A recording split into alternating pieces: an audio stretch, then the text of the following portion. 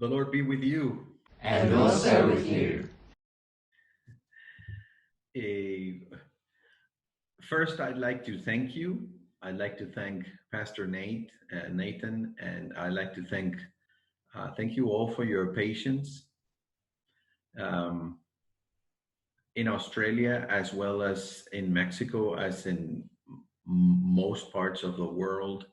We are going through a trial of patience, and so we have been asked to draw from I don't know which well of or source of patience, but that we've been asked to do things that require an enormous amount of patience. And yet I am thanking you for an extra display of patience on your part, as now for your vigil of Easter, you are required to listen to a Mexican speaker making all kinds of linguistic mistakes of pronunciation, because evidently we speak a different dialect of English. And I thank you for your patience. And we trust that in the fellowship that we can have, there is blessing in this type of arrangement of technology. You know, we are blessed by the opportunity of being together, even though we are thousands and thousands of miles apart. As Pastor Nathan said, he shared with us last year. He and Maggie were here in Monterrey and in Mexico. We shared in the Baptist World Alliance meeting in the Bahamas. And then we met again after they went to Cuba, and then they came to Mexico, and we traveled in several places.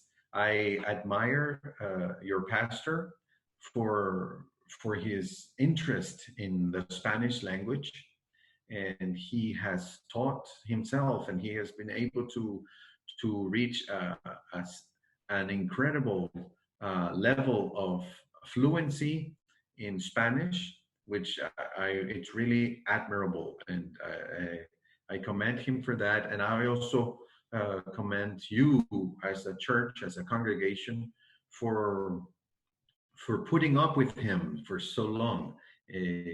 It's also a display of patience.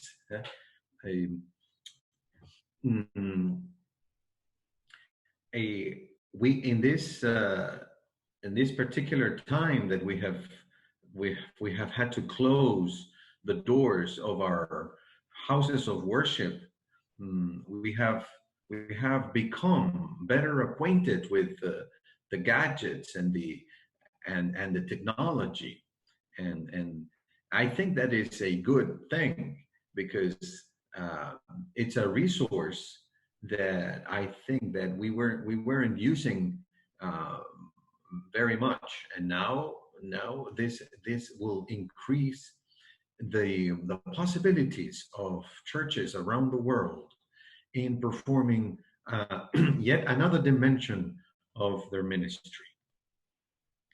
I would like to share with you in this Easter Vigil some reflections on the reality of resurrection and its relation to hope and new life.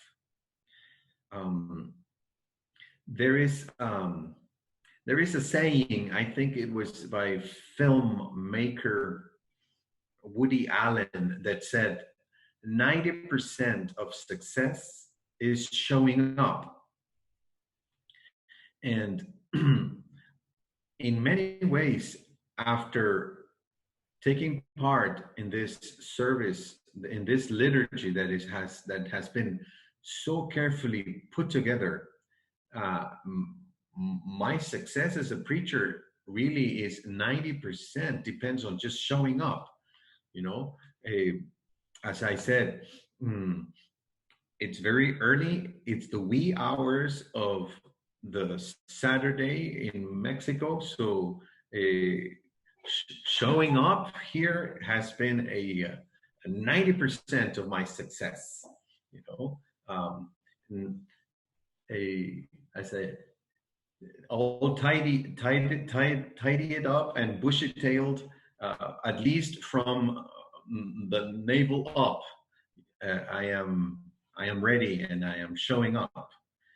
And I am sharing with you yet another text from the Bible in First Peter chapter 1, verse 3. I will read it from the New International Version. It says, "Praise be to the God and Father of our Lord Jesus Christ. In his great mercy, he has given us new birth into a living hope through the resurrection of Jesus Christ from the dead." Amen.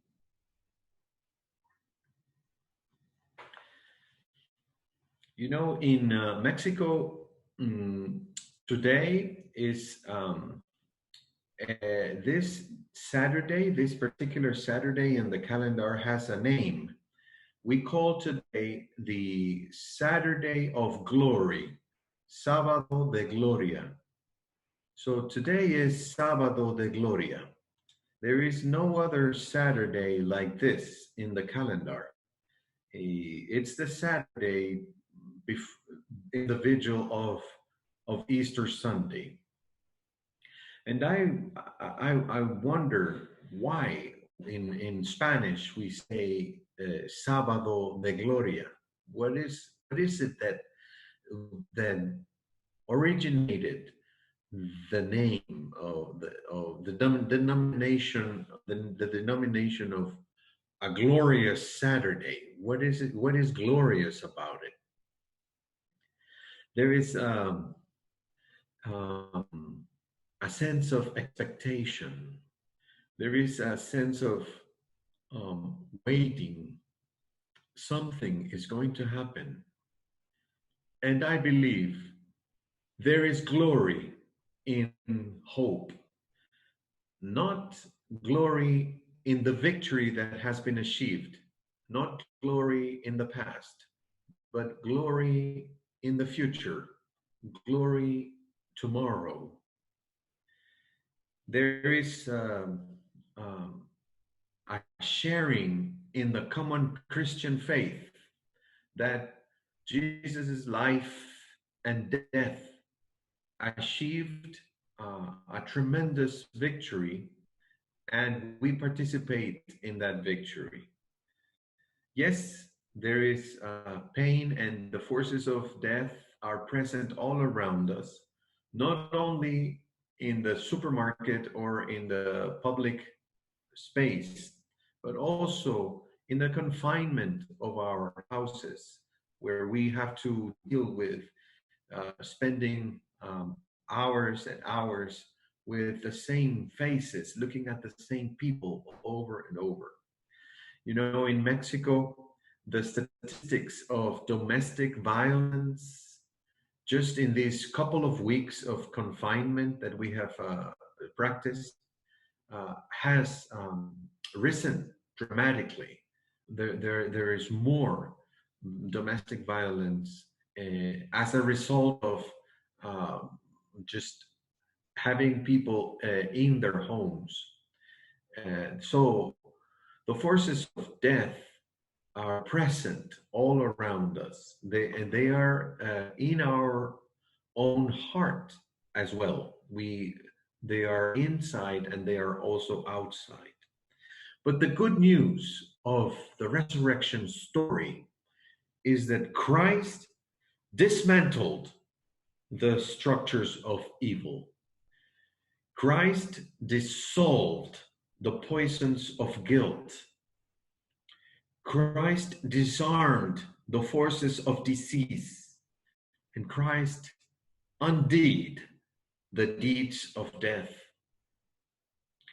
So there is a glorious expectation on the Sábado de Gloria. There is glory in the waiting. And 90% of success, not only in this sermon, but also 90% of success in the gospel is God showing up.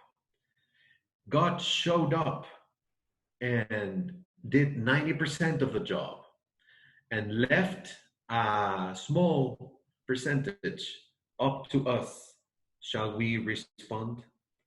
We live in the hope that instills a new kind of life.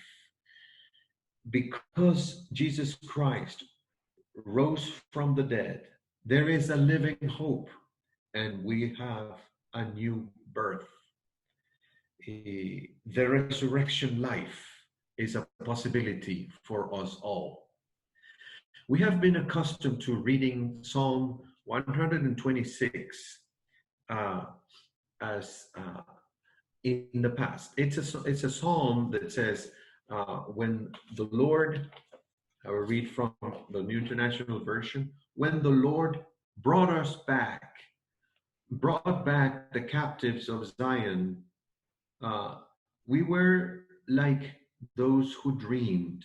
Our mouths were filled with laughter, our tongues with songs of joy. And it's a wonderful reading when we put these verbs in the past. But I know that the Bible versions, both in English and also in Spanish, have two readings.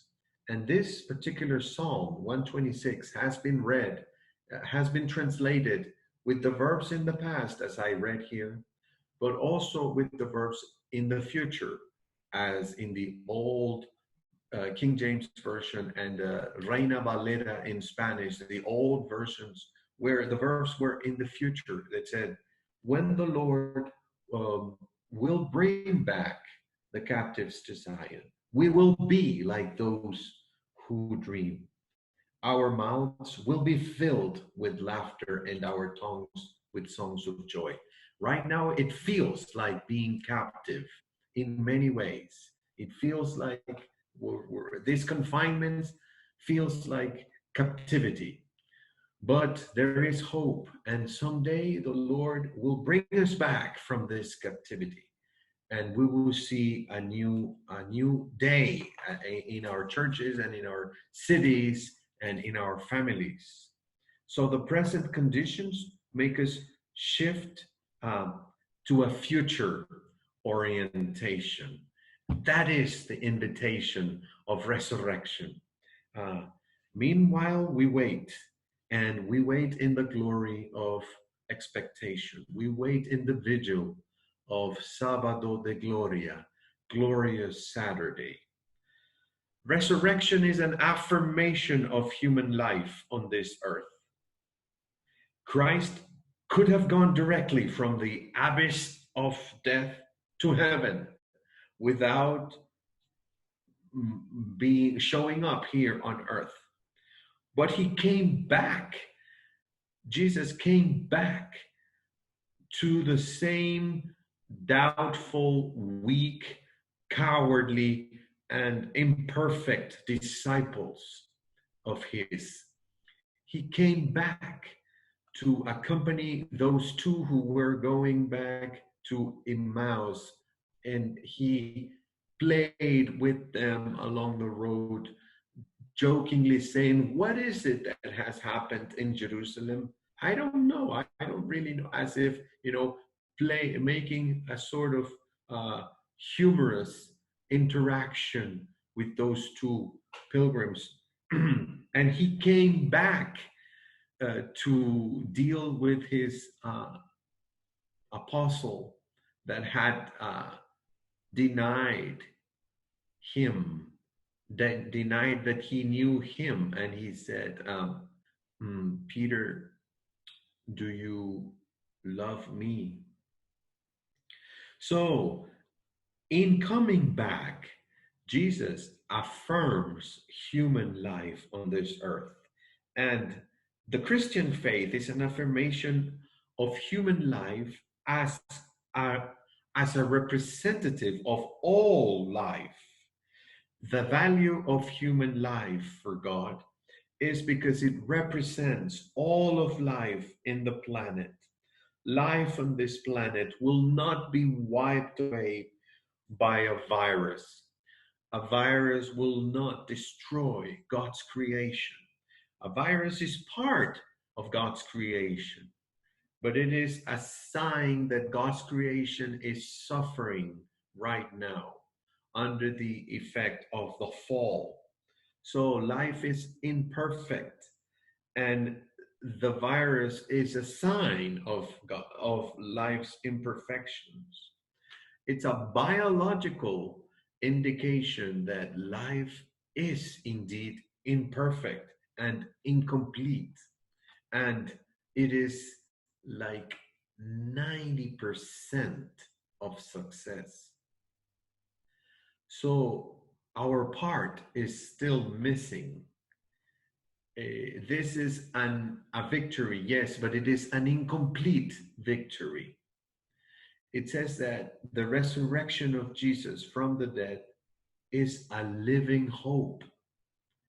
That means Jesus' victory on resurrection morning is a 90% success. It's an outstretched hand from God, a living hope, a glorious expectation. The ball is now on our side of the court. Shall we do our part, however small it may be? Shall we say yes to Jesus? Shall we complete God's victory on earth as we walk in faith with all the saints and prophets and apostles of the past in this present moment, holding on to the faith and to the hope that tomorrow will be a better day. May God be with you now and always. Amen.